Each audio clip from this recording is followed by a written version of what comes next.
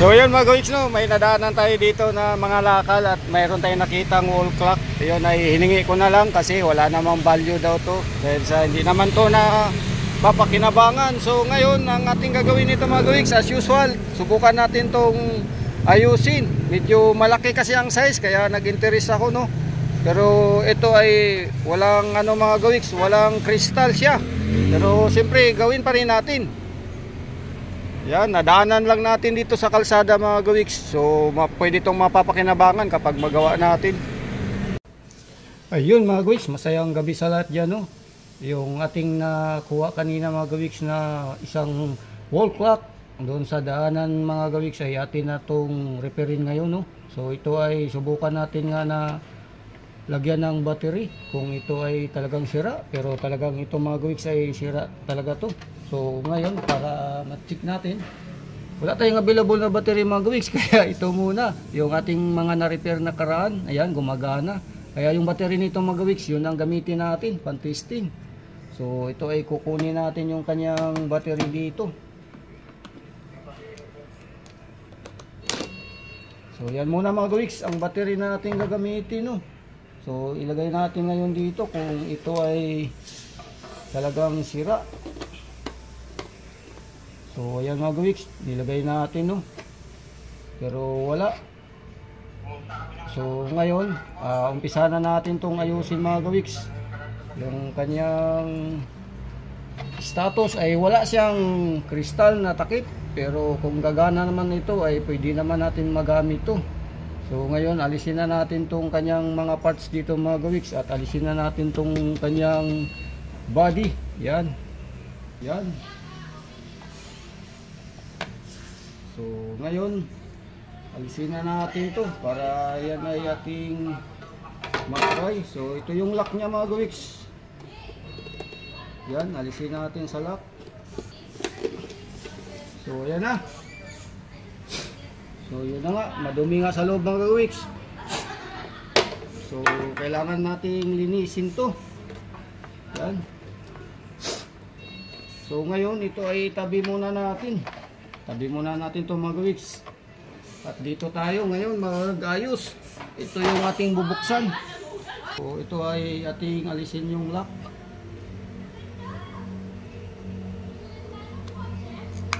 Yun. Dahan-dahan lang ito mga gawiks para pag mabigla baka yung kanyang mga parts ay magtalsikan. Di bali dito lang malaglag sa malapit. Yun ay natanggal na natin, no? Ayan. So ito yung kanyang madalas na sira, yung mga dumi ng kanyang mga langgam. Ayan, maraming langgam mga gawiks, kaya kailangan tong linisin. So yung maliit ay tumalsik yung maliit mga gawiks. At yun ay linisin na lang natin to mga gawiks. So kailangan lang nito malinis. So alisin natin yung mga parts para malinis natin. So ito yung kanyang parts. So itong magnet niya mga gawiks, pinaka-rotor, ayan, maraming dumi. Kaya ito yung dahilan na huminto. Kasi binahaya ng insekto, langgam o ano. So linisin natin to. Kailangan malinis yan. So dito sa loob, ayan. So yan mga gawiks, no, ang daming dumi, ayan.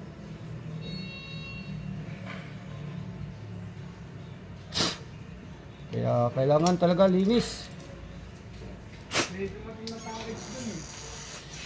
Office chair, kaya pinagdagsa ka ng sira kung sinanagay, hindi mo nagay. Office chair? Ha? Mabigat? Mabigat eh. Sabi nga mapatulo ako yan na nga, pero Eric, ban, ngayon kumak naman. Ano yan?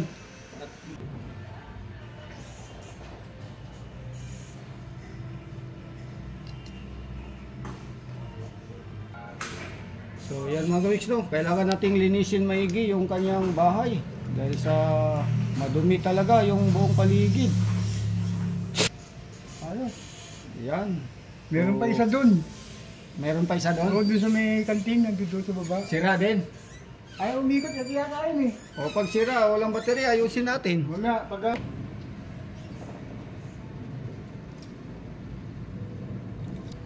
So ito na ngayon mga weeks, yung mga parts ay babalik na natin, no. Yan.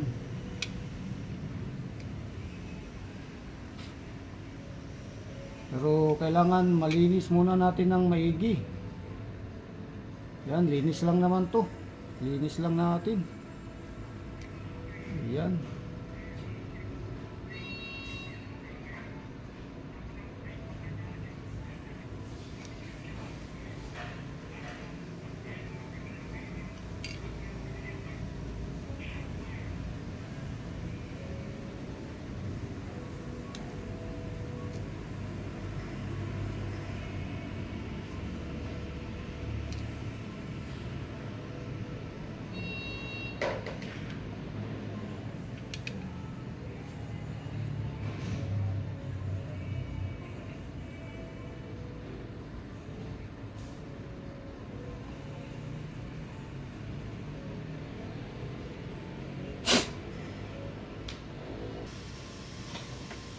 So ito ngayon mga weeks, yung kailangan ding linisin. Ito yung koneksyon ng battery.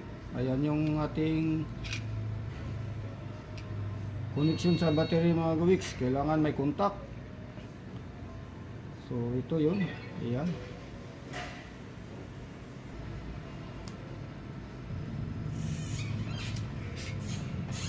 So ayan na.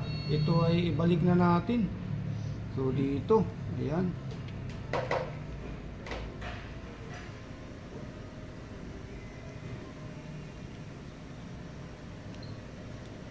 Ayan na mga weeks, at ito yung kanyang rotor, yung magnet.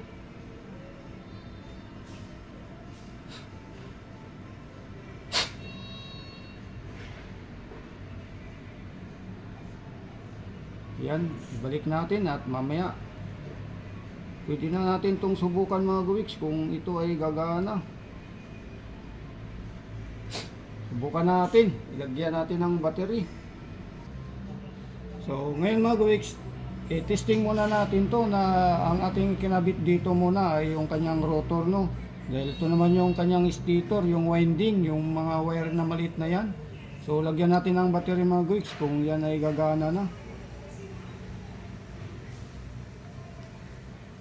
So ayan mga weeks, gumalaw-galaw na. Ayan. Ayun, no. Yes, yahoo! Ayan, gumana na mga weeks. Pwede na nating ibalik. Ayan, ibalik na natin to. Ang kanyang mga parts na yan ay ibalik natin. Dahil yan ay gumana na, no. Yan, linisin lang natin tong maigi. Yan, ibalik natin to mga weeks, yung natirang mga parts.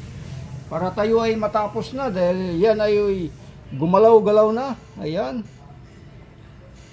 Yan, so ibalik natin to ngayon mga weeks. So alisin ko muna yung battery, no. Yan.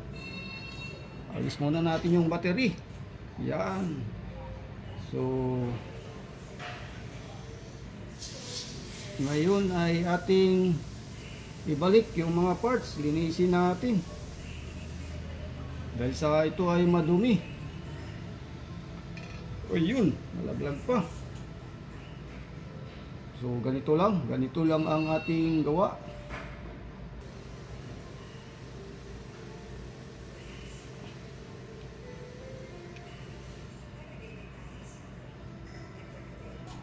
So yan mga weeks.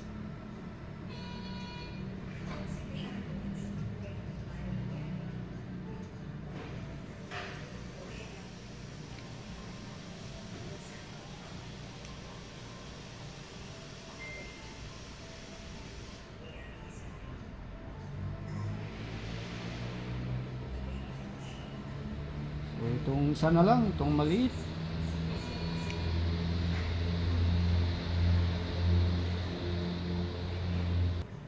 Yun na nga.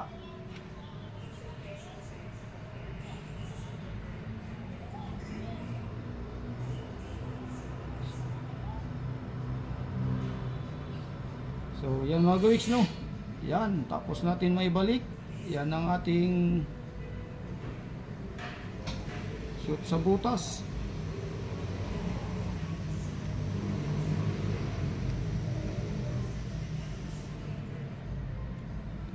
So ayan na, tayo ay nakatapos na sa pagbalik ng mga parts mga gawiks. At siyempre ngayon ay sarado na natin. Yan.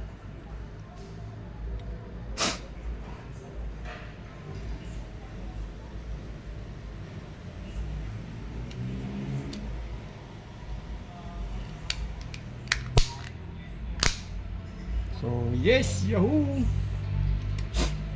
So lagyan natin ng battery mga gawiks, no, kung makita natin na gagana.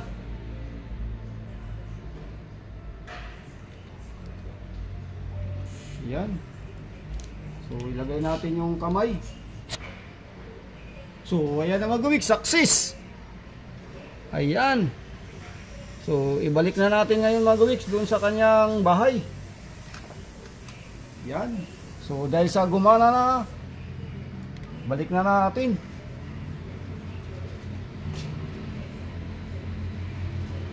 So ito yung bahay niya mga gawiks, no. So success na naman ang ating DIY.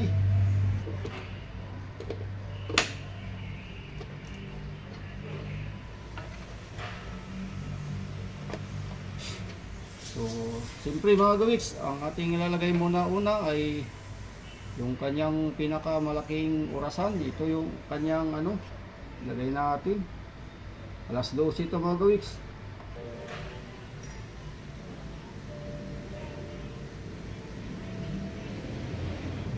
So yan na. Yes, yahoo! Yan, adjust natin mga gawiks. Ang oras ay 10 to 10.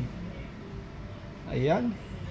So malayong adjustan to mga gawiks.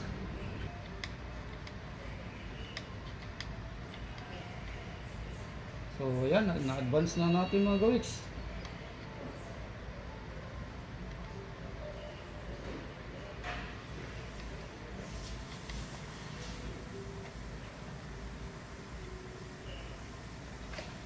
Yes, yahoo! Bye bye! So ayan na mga gawiks, no, yung gawa natin na relo, no. Yan ay patayin natin yung ilaw dito sa loob at makita natin yan kung glowing on the dark ang kanyang time. So patayin natin yung ilaw mga gawiks. Ayan na, tumilim na. At yung kanyang status ay yan. So kahit madilim, kitang kita yung time. Bye bye, yahoo!